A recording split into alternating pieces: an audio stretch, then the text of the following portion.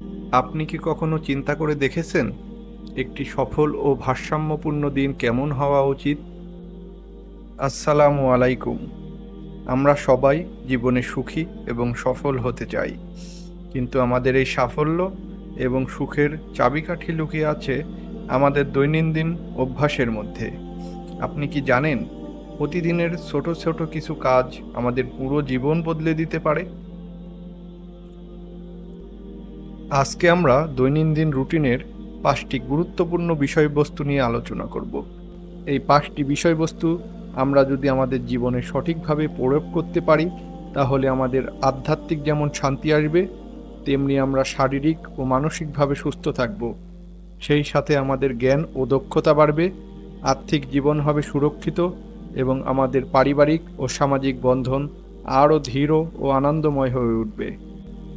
প্রথমত, আমরা যে বিষয়টি নিয়ে কথা বলবো তা হলো ইবাদত ও স্রষ্টার সন্তুষ্টি অর্জন। ইবাদত এবং স্রষ্টার সন্তুষ্টি, যা আমাদের অন্তরে শান্তি ও পবিত্রতা এনে দেয়।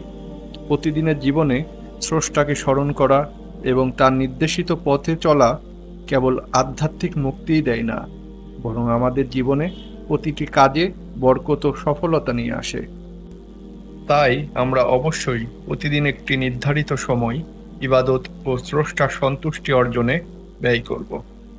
আল্লাহর সন্তুষ্টি লাভের জন্য আমরা অবশ্যই প্রতিদিন নিয়মিত নামাজ, জিকির, কোরআন তেলাওয়াত এবং ভালো কিছু কাজ করার চেষ্টা করব। আমাদের রুটিনের পরবর্তী গুরুত্বপূর্ণ বিষয়টি হলো স্বাস্থ্য এবং শারীরিক সুস্থতা।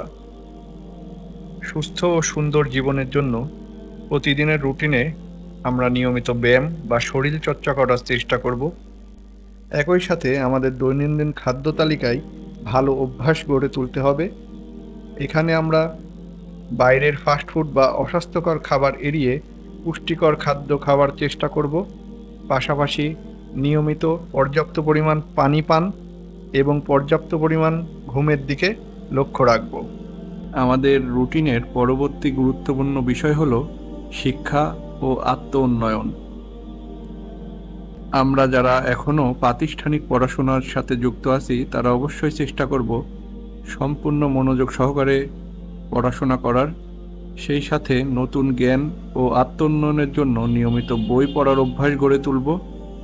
আর সবচেয়ে বড় কথা হলো অতিরিক্ত মোবাইল আসক্তি কমিয়ে নিজেকে আরও বেশি কাজে লাগানোর চেষ্টা করব।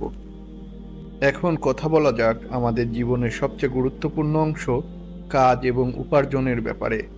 আমরা যারা এখনও কোনো পেশার সাথে যুক্ত হইনি, তারা অবশ্যই চেষ্টা করব নিজেদের দক্ষতা অনুযায়ী কোনো না কোনো কাজ খুঁজে উপার্জনের চেষ্টা করার। এবং আমরা যারা কোনো চাকরি বা ব্যবসায় জড়িত আছি, তারা নিজেদের কাজে শতভাগ মনোযোগ দিয়ে আরও ভালো করার চেষ্টা করব এবং কিভাবে আরও আয় বাড়ানো যায় সে অনুযায়ী নতুন পরিকল্পনা করব।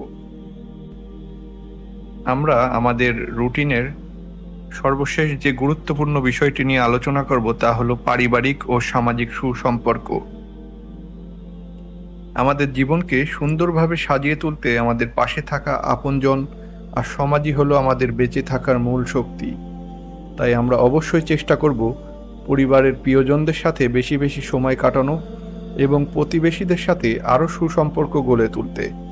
আর এই মেলবন্ধন আমাদের জীবনকে আরও আনন্দময় এবং নিরাপদ করে তুলবে। তাহলে আজ এ পর্যন্তই। পরবর্তীতে দেখতে পাবেন আমরা এই 5টি বিষয়বস্তুর মধ্যে থেকে কোন কোন কাজ শুরু করতে পেরেছি। তাই আমাদের সঙ্গেই থাকুন। আল্লাহ হাফেজ।